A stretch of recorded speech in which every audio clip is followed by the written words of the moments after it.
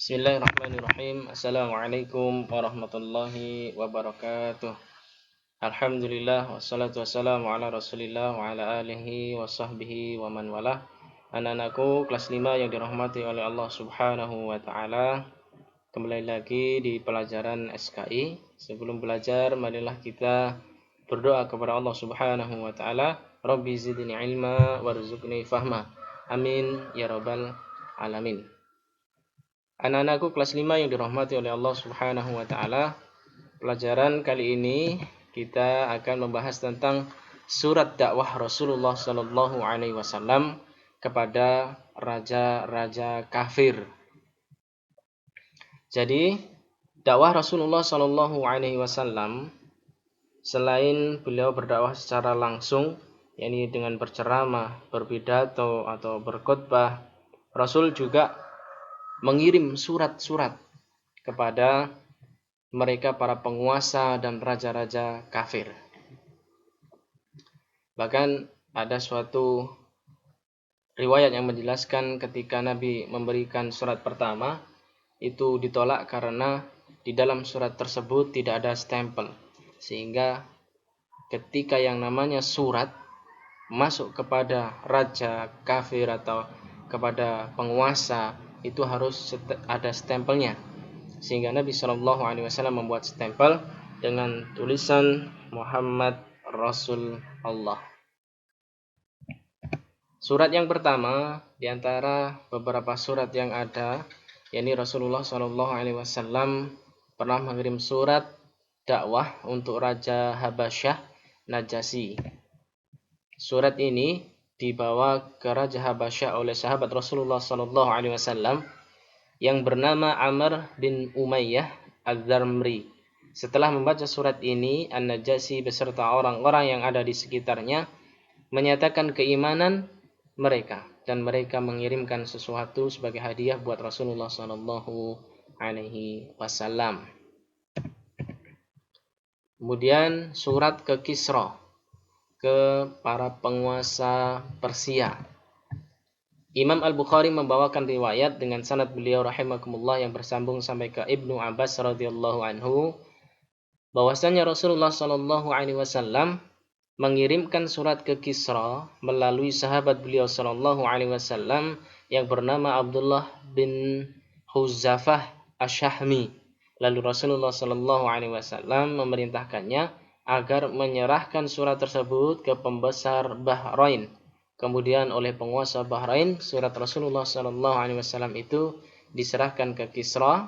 Setelah membaca dan memahami isi surat dakwah itu, dengan penuh kesombongan dia merobek-robek surat Rasulullah sallallahu alaihi wasallam. Dia tidak menyangka bahwa akibat dari perbuatan buruknya itu akan begitu dahsyat. Rasulullah sallallahu alaihi wasallam mendoakan keburukan bagi raja tersebut sehingga kekuasaan yang selama ini dibangun dan dibanggakan hancur berantakan. Kemudian surat untuk Heraklius. Dalam Sahih Bukhari dan Muslim diriwayatkan bahwa Rasulullah sallallahu alaihi wasallam juga berkirim surat kepada Heraklius atau Raja Romawi. Surat beliau sallallahu alaihi wasallam dibawa oleh Diyah Al-Kalbi radhiyallahu anhu. Teksnya berbunyi dengan nama Allah, pengasih dan penyayang. Dari Muhammad hamba Allah dan utusannya kepada Heraklius, pembesar Romawi. Salam sejahtera bagi yang mengikuti petunjuk yang benar. Dengan ini saya mengajak Tuhan untuk mengikuti ajaran Islam. Peluklah agama Islam, Tuhan pasti akan selamat.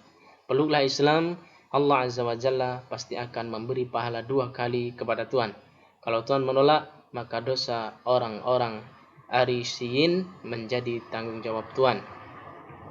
Kemudian surat-surat yang lain yang dikirim oleh Rasulullah sallallahu alaihi wasallam untuk menyampaikan risalah Islam, untuk menyampaikan dakwah Islam, untuk menyampaikan agama Allah Subhanahu wa taala kepada para penguasa dan kafir, raja-raja kafir. Di antaranya yang pertama surat kepada Hudzah bin Ali Al-Hanafi, penguasa Yamamah. Surat Rasulullah sallallahu alaihi wasallam ini dibawa oleh Sulaid bin Amr al-Amiri saat menerima dan membaca surat dari Rasulullah sallallahu alaihi wasallam, penguasa Yamamah itu bersedia menerima Islam tapi dengan mengajukan beberapa syarat, namun Rasulullah sallallahu alaihi wasallam menolak persyaratan tersebut. Yang kedua, surat kepada Muqawqis, penguasa Al-Iskandariyah. Surat Rasulullah sallallahu alaihi wasallam ini dibawa oleh Hatib bin Abi Balta'ah radhiyallahu anhu. Penguasa ini membaca surat ini dan memberikan tanggapan dengan baik, namun dia tetap tidak menerima Islam. Bahkan dia sempat menghadiahkan seorang budak kepada Rasulullah sallallahu alaihi wasallam. Dia juga mengirimkan surat balasan, namun ditolak oleh Rasulullah sallallahu alaihi wasallam. Dan masih ada beberapa surat lain lagi yang Rasulullah sallallahu alaihi wasallam kirimkan kepada para raja dan tokoh yang masih belum memeluk Islam. Jadi anak-anakku kelas 5 yang dirahmati oleh Allah Subhanahu wa taala, dakwahnya Rasulullah sallallahu alaihi wasallam salah satu di antara dakwah-dakwah Nabi sallallahu alaihi wasallam yakni mengirimkan surat. Dan surat yang dikirimkan oleh Rasulullah sallallahu alaihi wasallam ini ada banyak sekali tanggapan. Ada tanggapan yang seperti Raja Habasyah tadi, dia menerima Islam, bahkan seluruh rakyatnya masuk Islam. Bahkan ada yang menolak, menyombongkan diri, sehingga kekuasaan yang selama ini dibanggakan, didoakan oleh Rasulullah hancur, akhirnya hancur. Bahkan ada yang menerima Islam akan tetapi ada syarat-syarat yang kemudian syarat tersebut ditolak oleh Rasulullah sallallahu alaihi wasallam. Bahkan ada yang menolak Rasulullah sallallahu alaihi wasallam atau menolak dakwah Rasulullah dengan cara yang masih baik pula. Dan ada juga yang penolakan secara kasar. Bahkan utusan Nabi sallallahu alaihi wasallam yang mengirimkan surat itu dibunuh oleh mereka yang menolak dakwah Islam.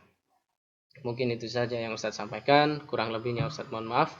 Subhanakallahumma wa bihamdika asyhadu an la ilaha illa anta astaghfiruka wa atubu ilaik.